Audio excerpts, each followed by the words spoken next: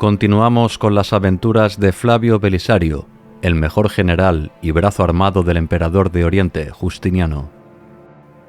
Una vez conquistada Cartago, el siguiente objetivo bizantino se fija en la península itálica. Roma, la eterna capital perdida hace menos de 100 años, debe volver a formar parte del Imperio Romano.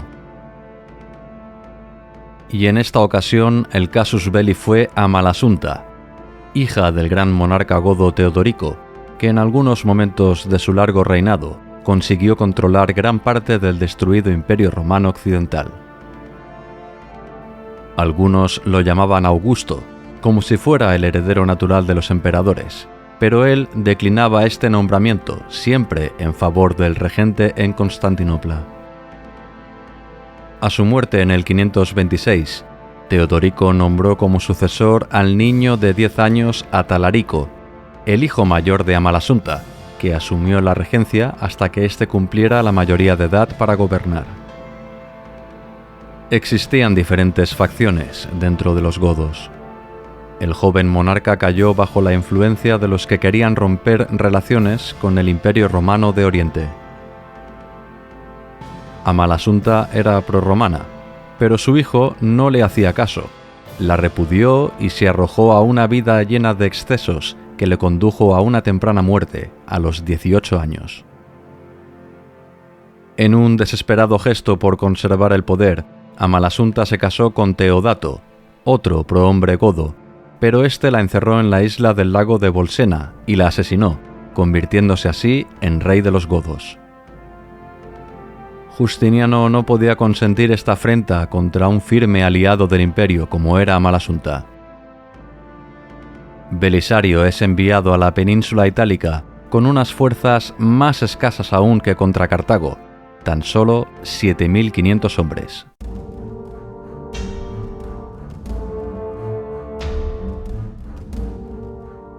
Pero con una buena base de retaguardia como es Cartago, Belisario no tuvo problemas en desembarcar en Sicilia, cuyos ciudadanos recibieron a los ejércitos bizantinos con los brazos abiertos. Flavio Belisario tenía bien trazado el plan de ruta. Las siguientes plazas que cayeron fueron Rhegium y Nápoles, esta gracias al descubrimiento por parte de un soldado de una alcantarilla olvidada que daba acceso directo a la ciudad. El rey godo Teodato envió a Justiniano una oferta insuficiente. Les cedía Sicilia y parte del sur de Italia. Obviamente, el emperador dijo no. Sabía que Roma estaba a tiro de piedra. El mes de noviembre de 536, Flavio Belisario y su ejército imperial se plantaron a las puertas de Roma. Sus 500.000 habitantes mayoritariamente se mostraron partidarios de abrir las puertas de la ciudad a sus hermanos de Oriente. El asedio fue relativamente breve. El caudillo godo Vitiges, el encargado de custodiar la legendaria ciudad, decide abandonar posiciones. No recibe apoyos y teme una revuelta ciudadana que acabe con sus exiguas tropas. Fue un 9 de diciembre de 536, a sus 31 años, cuando Flavio Belisario, conquistador de Cartago, entraba en Roma. Pero los godos no iban a dejar escapar este simbólico y excepcional feudo tan fácil, no. Vitiges consiguió más hombres para su ejército y en apenas 3 meses volvió a plantarse delante de la ciudad eterna.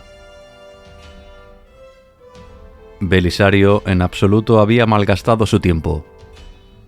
Ordenó fortificar las murallas y asegurarse bien de provisiones ante el más que posible asedio que finalmente sucedió. Paralelamente, envió a algunos de sus hombres de máxima confianza como Constantino y Besas, para que sometan a importantes ciudades aledañas que obstaculicen el avance godo. Finalmente, en marzo de 537 comenzó el asedio. 50.000 godos se asentaron en 7 campamentos cerca de los 20 kilómetros de murallas romanas. Belisario apenas cuenta con 5.000 soldados profesionales y 20.000 ciudadanos romanos sin apenas experiencia, pero que servirán para el asedio. La gran ventaja es que las fuerzas imperiales tenían asegurado el suministro, puesto que el camino desde el puerto de Ostia hasta la capital estaba a buen recaudo. Aún así, Flavio Belisario ordenó la evacuación de gran parte de civiles hacia otras ciudades más seguras. El rey Vitiges lo intentó todo. Destruyó los acueductos para ahogar de sed a los sitiados y evitar el uso de sus molinos, pero el astuto Belisario siempre se adelantaba a la jugada de su oponente. El general bizantino ordenó ejecutar un complejo sistema de molinos flotantes sobre el Tíber que permitía asegurar la moledura de grano. Vitiges estaba desesperado. Las pequeñas incursiones romanas humillaban y aniquilaban columnas enteras de su imponente, pero impotente ejército. El caudillo godo vuelve a negociar. Cede otra vez el sur de Italia, pero Belisario es inflexible. Según recogen crónicas de la época, el magnífico general bizantino textualmente le dijo a Vitiges que los romanos tan solo estaban recuperando sus tierras, un sitio donde los godos nunca habían estado invitados a entrar ni señorear. La moral de las tropas de Vitiges cae en picado. La campaña militar también es dura para ellos. El monarca godo decide sacar ya las máquinas de asedio. Los defensores de la ciudad capitolina caen en pánico al ver esas moles que les eran totalmente ajenas. Sin embargo, Procopio de Cesarea, en sus crónicas, cuenta que Belisario, lejos de sucumbir al miedo, se ríe sin parar. Sus soldados y acólitos no entienden el motivo de la risa. Belisario toma su arco y empieza a disparar a discreción, con excelente puntería a todo godo que se acerca. El sagaz general ordena que se acribille también a las bestias de carga, que son aniquiladas sin piedad, y dejan a las inútiles máquinas de asedio sin nadie que las transporte o vigile. De todas maneras, se sucedió una feroz lucha por la toma de Roma en muchas otras de sus puertas. En manifiesta inferioridad numérica, Belisario mantiene el orden y consigue repeler todos los ataques godos. Vitiges se ve obligado a volver a su campamento en un día aciago, donde ha perdido a miles de hombres y todas sus máquinas de asedio. Belisario vuelve a triunfar. Hoy ha sido una jornada de victoria, pero el cerco continúa y empiezan a escasear los alimentos. Muchos patricios empiezan a decantarse por una rendición. No están dispuestos a perder sus privilegios. Belisario incluso depone al Papa Silverio, sospechoso de traición y que es enviado a Constantinopla para que el emperador depare su suerte. Belisario recibió poco a poco refuerzos desde Constantinopla, pero la situación de hambre era extrema. El general bizantino confía en sus mejores hombres, que encabezan pequeños ejércitos que van tomando plazas bajo poder godo. El plan de Belisario era fácil: sitiar al sitiador, tal cual ejecutó con maestría en Alesia el divino Julio César. Los godos, viendo sus dominios partidos en dos, deciden levantar el cerco. Queman sus campamentos y huyen, sufriendo numerosas bajas tras su paso por el puente Milvio. Después de 374 días, el general bizantino consigue repeler a los godos. Se ha terminado el asedio. Flavio Belisario vuelve a anotarse un importante tanto en su ya imponente carrera militar. Algunos ya hablan de él como uno de los mejores generales de la historia, sentado en la misma mesa que Alejandro, Escipión o Aníbal Barca.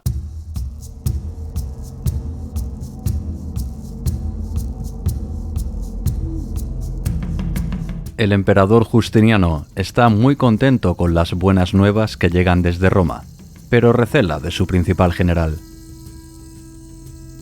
Tanto prestigio concentrado en un solo hombre no es bueno.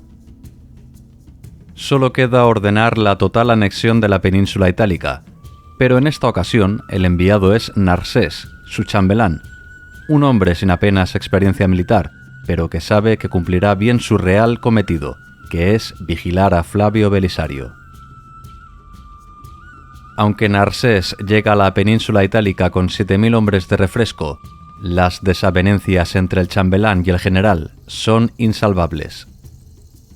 Belisario aboga por completar la invasión total de Italia e ir ocupando todas las plazas norteñas hasta llegar a Rávena, la capital de los godos. La campaña fue todo un éxito para las tropas comandadas por el magnífico Belisario. Finalmente, tras muchas vicisitudes y un ejército godo en decadencia, se plantó en Rávena. Flavio Belisario contaba con sitiar la ciudad y por fin, después de una larga campaña de 3 años, volver a Constantinopla, donde los sasánidas habían quebrantado la paz eterna y volvían a amenazar la integridad territorial del imperio.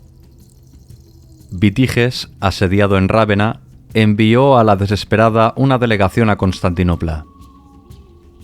El emperador Justiniano aceptó las cláusulas que eran muy favorables para los intereses godos.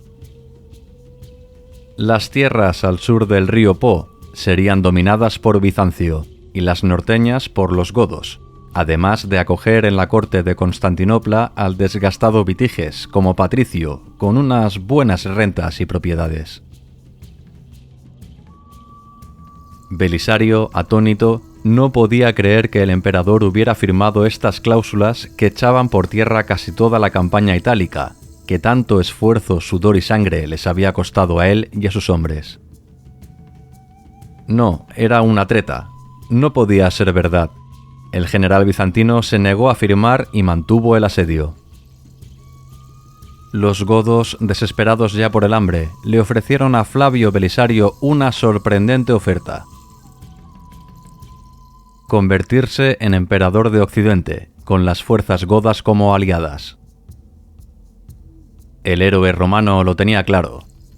Aceptó su destino como primer emperador desde la caída del antiguo imperio de Occidente.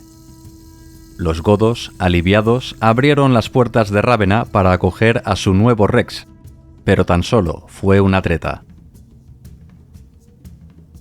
En el mundo de Flavio Belisario no existían las palabras deslealtad ni traición. Fingió su aceptación como emperador para terminar con el largo asedio. Una vez dentro de Rávena, se apoderó de la estratégica ciudad sin saquearla y dejando que los civiles mantuvieran sus posesiones. Concluía de esta manera la increíble conquista de Italia. Todos en Constantinopla hablaban del general de moda, Flavio Belisario. El emperador Justiniano reclama a su general, puesto que los obstinados sasánidas volvían a amenazar. También considera que es peligroso dejarlo en Italia. Sabe que le han ofrecido el puesto de emperador y duda mucho de las secretas aspiraciones de su mejor hombre. Después de unas intrascendentes campañas contra los sasánidas, Flavio Belisario fue llamado a volver a la península itálica en 544, 4 años después de su triunfal éxito. Parece ser que los godos, esta vez con Totila, un rey más competente, estaba poniendo en duda los territorios romanos que con tanto esfuerzo había reconquistado el imperio.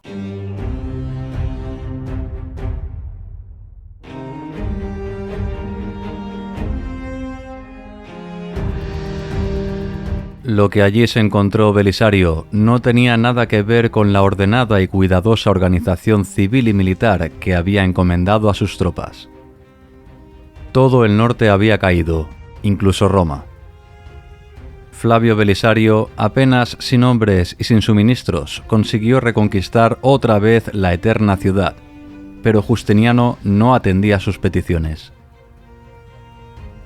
No llegaron más hombres. No le importaba en absoluto que su mejor general, y quién sabe si rival en el trono, se desgastaba y perdía su prestigio militar en aquellas tierras lejanas.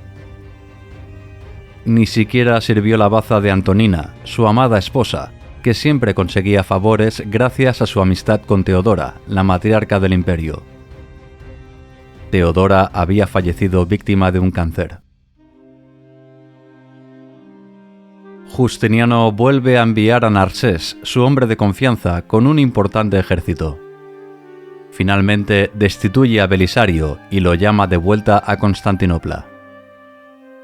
En los sucesivos años, Narsés va reconquistando territorio itálico y el emperador recrimina en público a Flavio Belisario su poca capacidad militar. Le achaca la pérdida de Italia y las derrotas contra los sasánidas. Todo es culpa de Belisario, el chivo expiatorio.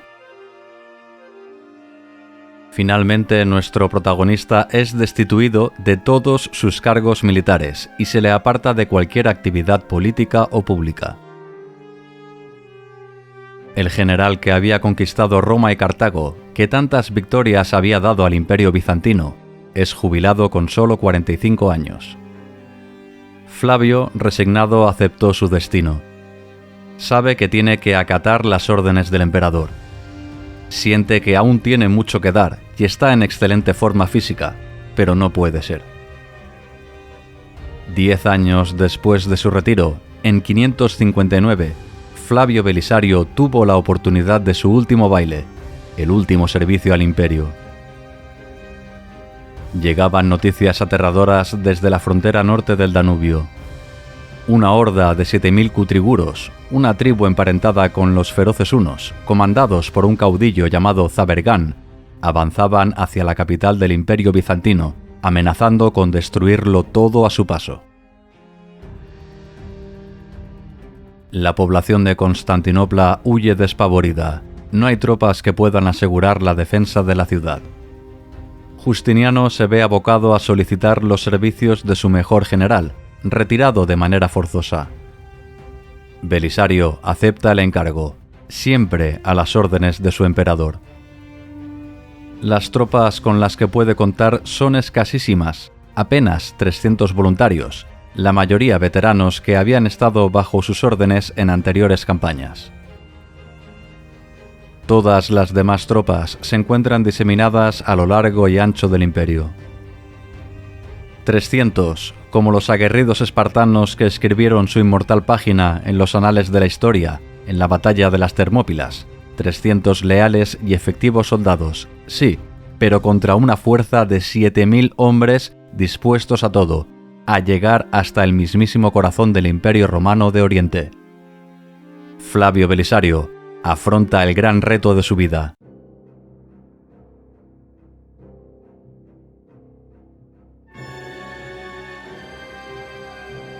Y cómo no, el magnífico general utilizó a la perfección otro de los ardides en el arte de la guerra. Si dispones de menos fuerzas que tu enemigo, hazle creer que tienes más. Melantias, un asentamiento a apenas 30 kilómetros de Constantinopla. Este es el sitio escogido por Belisario para plantarle cara a los hunos. Durante las jornadas anteriores al día decisivo, Belisario había solicitado a todo artesano, campesino, labrador, cualquiera que se hiciera con una estaca y algo que se asimilara a un escudo. Cualquier plancha de metal sirve para la estrategia del general. Los cutriguros, confiados, saben que los bizantinos son pocos. Ellos también disponen de su propia red de espías. El rey Zabergán, ávido de botín, riquezas y honor, marcha con 2.000 jinetes al encuentro de Belisario y sus 300 veteranos, pero no los halla en el lugar que él se pensaba. Un atronador ruido de gritos y entrechocar de escudos inunda todo el valle. Los caballos de su magnífico cuerpo de jinetes se asustan y vuelven grupas. Las falsas fuerzas de Belisario hacen creer al caudillo huno que son muchos más de los que piensan. Muchos jinetes son descabalgados de sus monturas por sus propios caballos. No soportan ese estruendo. Los hunos dudan, temen caer en una emboscada. Algunos huyen, se rompen sus filas. La pequeña tropa de Flavio, con él mismo al frente y en primera fila, acomete por la retaguardia de los temibles hunos, que son acosados y atosigados por una reducida pero muy experta y eficaz tropa. Zabergán duda. Quizá esta sea la avanzadilla de un ingente ejército que le espera a la entrada de Constantinopla. No, ya será en otra ocasión. Se contentan con el botín que han conseguido en sus rapiñas por la frontera. Los hunos tocan a retirada. El valle retumba con cantos de victoria. Belisario deja que los temibles hunos se retiren. No volverán. Constantinopla está a salvo una vez más gracias a Flavio Belisario, el salvador y protector de todo el Imperio Romano de Oriente.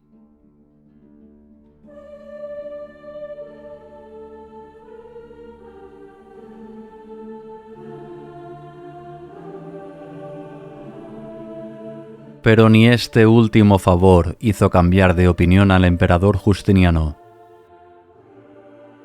La fama de Belisario era enorme. Todos lo paraban por la calle y le daban las gracias una y otra vez. Los había salvado frente a la amenaza una. Justiniano no podía consentir que tamaño héroe estuviera a su sombra. Belisario es 23 años menor que él, el candidato perfecto para sucederle, pero no quiere que nadie le arrebate el trono imperial. Aún se ve con fuerzas para gobernar muchos más años.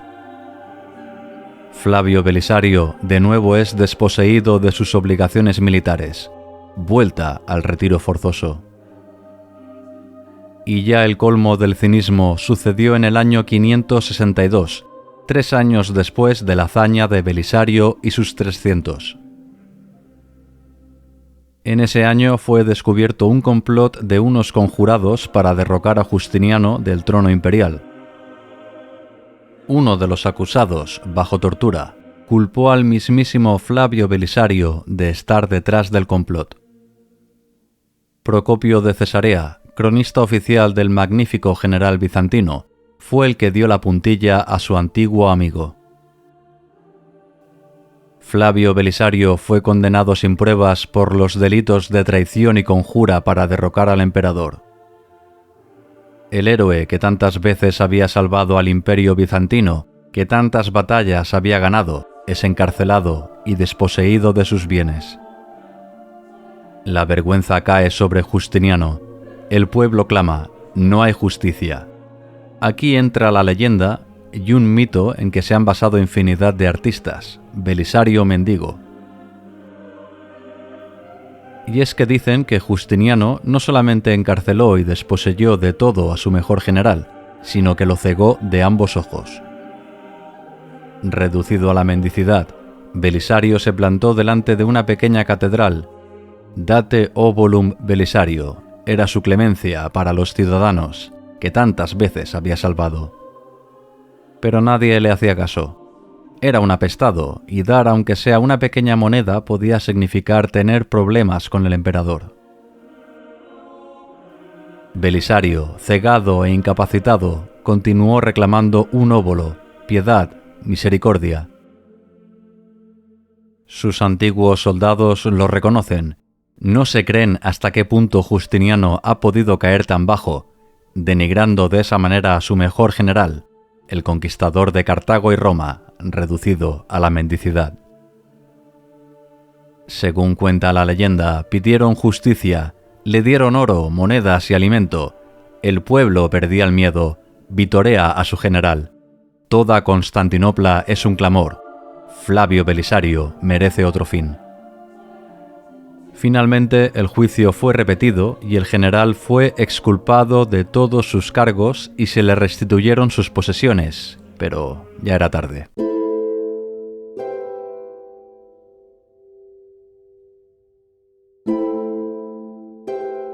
El general bizantino murió 2 años después, en el 565, acompañado de su fiel y estimada Antonina, el amor de su vida.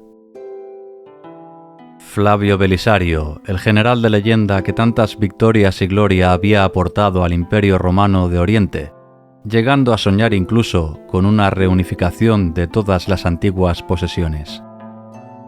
Pero esto nunca sucedió. La historia del Imperio bizantino es apasionante y llena de zozobras y requiebros. Duró, eso sí, casi 1000 años más hasta que lo sustituyeron los guerreros de la Media Luna, los temibles otomanos, en el año 1453. En este milenio de vida del Imperio Romano de Oriente, lleno de vicisitudes, batallas, intrigas, venturas y desventuras, pasaron muchos emperadores, generales y personajes importantes. Pero ninguno ha llegado a la fama y honor de Flavio Belisario, el último cónsul, el conquistador de Roma y Cartago, uno de los mejores, más audaces y leales generales de toda la historia humana.